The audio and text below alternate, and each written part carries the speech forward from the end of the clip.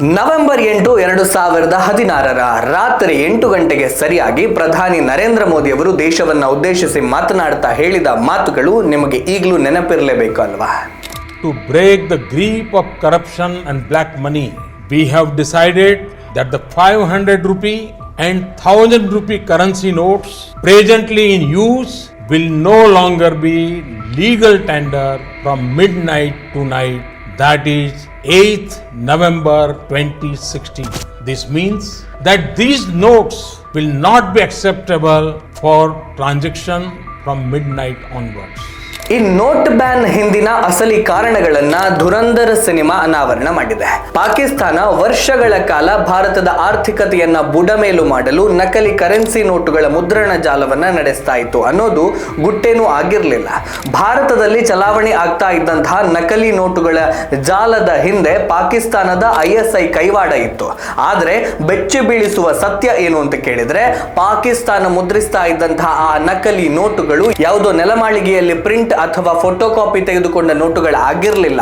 ಬದಲಾಗಿ ಭಾರತದ ಅಧಿಕೃತ ಕರೆನ್ಸಿಯನ್ನ ಮುದ್ರಿಸುವ ಅಸಲಿ ಅಚ್ಚುಗಳನ್ನ ಅಂದ್ರೆ ಒರಿಜಿನಲ್ ಪ್ಲೇಟ್ಗಳನ್ನ ಬಳಸಿಯೇ ಪಾಕಿಸ್ತಾನ ಆ ನೋಟುಗಳನ್ನ ಮುದ್ರಿಸ್ತಾ ಇತ್ತು.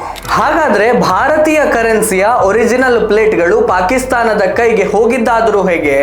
ಭಾರತದ ಗುಪ್ತಚರ ಸಂಸ್ಥೆ ರಾ ಅದರ ಬೆನ್ನಹತ್ತಿದಾಗ ಕಂಡ ಸತ್ಯ ಭಯಾನಕವಾಗಿತ್ತು.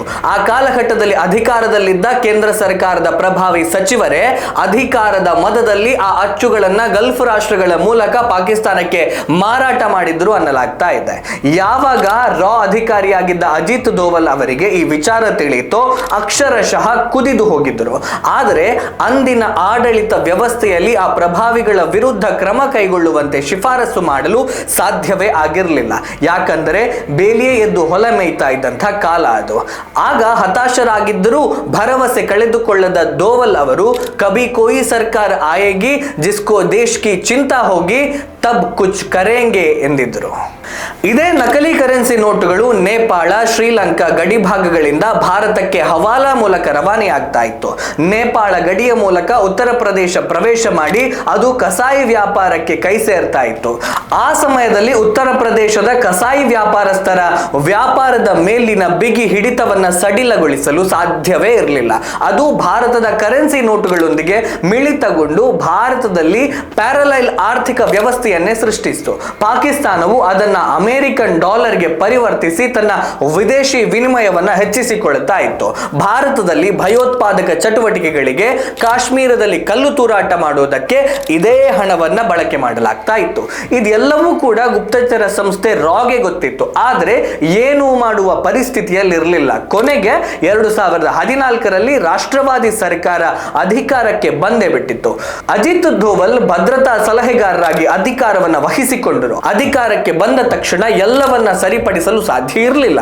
ಅದಕ್ಕಾಗಿ 2 ವರ್ಷಗಳ ಕಾಲ ಸಿದ್ಧತೆಯನ್ನು ನಡೆಸಬೇಕಾಯಿತು. 2 ವರ್ಷಗಳ ನಂತರ ಕಾಲ ಪರಿಪಕ್ವವಾದಾಗ ನೋಟ್ ಬ್ಯಾನ್ ಎಂಬಂತಹ ಐತಿಹಾಸಿಕ ಮತ್ತು ಡೈನಾಮಿಕ್ ನಿರ್ಧಾರವನ್ನ ಕೇಂದ್ರ ಸರ್ಕಾರ ತೆಗೆದುಕೊಂಡಿತ್ತು. ಈ ನಿರ್ಧಾರದಿಂದ ಕೇಂದ್ರ ಸರ್ಕಾರಕ್ಕೆ ವ್ಯತಿರಿಕ್ತ ಪರಿಣಾಮ ಬೀರುವ ಬಗ್ಗೆ ಚೆನ್ನಾಗಿ ಅರಿವಿತ್ತು. ಜನಸಾಮಾನ್ಯರು ಸರ್ಕಾರದ ವಿರುದ್ಧ ಮುಗಿಬೀಳುವ ಎಲ್ಲ ಸಾಧ್ಯತೆಗಳು ಕೂಡ ಇತ್ತು. ಪ್ರಧಾನಿ ನರೇಂದ್ರ ಮೋದಿಯವರ ರಾಜಕೀಯ ಜೀವನ ಕೂಡ ಕೊನೆಗೊಳ್ಳುವ ಸಾಧ್ಯತೆ ಇತ್ತು. ಆದರೂ ರಾಷ್ಟ್ರಹಿತದ ದೃಷ್ಟಿಯಿಂದ ಈ ನಿರ್ಧಾರ ತೆಗೆದುಕೊಂಡೇ ಬಿಟ್ರು. ಈ ಐತಿಹಾಸಿಕ ನಿರ್ಧಾರದಿಂದ ಪಾಕಿಸ್ತಾನದಲ್ಲಿ ಮುದ್ರಣಗೊಂಡು ಭಾರತಕ್ಕೆ ರವಾನೆ ಆಗಬೇಕಾಗಿದ್ದಂತಹ ಕೋಟ್ಯಾಂತರ ನಕಲಿ ನೋಟುಗಳು ರದ್ದಿ ಕಾಗದಗಳಾದವು. ಪಾಕಿಸ್ತಾನದ ನಕಲಿ ಕರೆನ್ಸಿ ಜಾಲದ ಜೀವನಾಡಿಯನ್ನೇ ಕತ್ತರಿಸಿ ಹಾಕಿತ್ತು. ಹವಾಲಾ ಜಾಲ ಕಕ್ಕಾಬಿಕ್ಕಿಯಾಯಿತು. ಪಾಕಿಸ್ತಾನದಲ್ಲಿ ನಕಲಿ ನೋಟು ಮುದ್ರಣ ಜಾಲದ ಪ್ರವರ್ತಕ ಜಾವೇದ್ ಖನಾನಿ 2016ರ ಡಿಸೆಂಬರ್ನಲ್ಲಿ ಕರಾಚಿಯ ಕಟ್ಟಡವೊಂದರಿಂದ ಬಿದ್ದು ಅನುಮಾನಾಸ್ಪದವಾಗಿ ಸಾವಿಗೀಡಾದ. ಭಾರತವು ಒಂದೇ ಒಂದು ಗುಂಡು ಹಾರಿಸದೆ ಪಾಕಿಸ್ತಾನದ ಆರ್ಥಿಕತೆಯ ಬೆನ್ನು ಮೂಳೆಯನ್ನ ಮುರಿದು ಹಾಕಿತ್ತು. ಅಲ್ಲಿಂದ ಪಾಕಿಸ್ತಾನದ ಆರ್ಥಿಕತೆ ಇಂದಿನವರೆಗೆ ಚೇತರಿಸಿಕೊಂಡಿಲ್ಲ.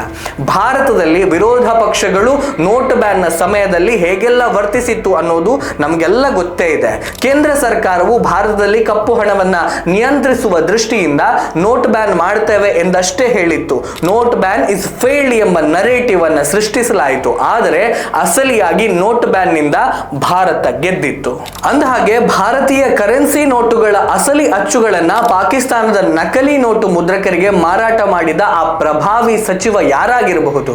ಆ ಚಿದಂಬರ ರಹಸ್ಯ ಒಂದಲ್ಲ ಒಂದು ದಿನ ರಿವೀಲ್ ಆಗಿಯೇ ಆಗುತ್ತೆ. ಅಲ್ಲಿಯವರೆಗೆ ಕಾಯಬೇಕಾಗಿದೆ.